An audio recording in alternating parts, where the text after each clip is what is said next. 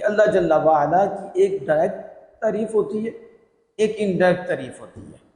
Direct तारीफ कैसी है? अल्लाह कदीर है, ये उसकी तारीफ है। अल्लाह अलीम है, ये उसकी तारीफ डायरेक्ट हो रही है।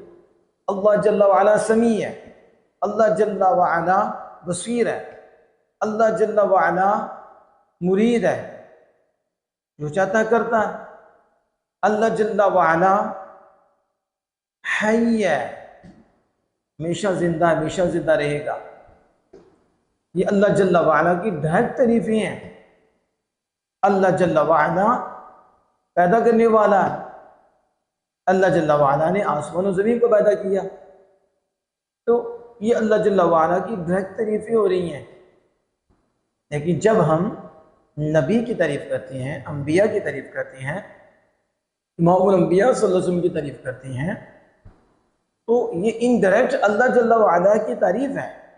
मिसाल के तौर पर अल्लाह पाक फरमाता है कि ये रसूल है, हमने बात को बात पर फजीलत दी है और बात से हमने कलाम फरमाया और बात को दर्जो बुलंद फरमाया। वो रसूल अकरम सल्लल्लाहु अलैहि वसल्लम की ज़ात पाक है और अल्लाह जल्ला वाला अपने महबूब की ये शान बयान करता है। तो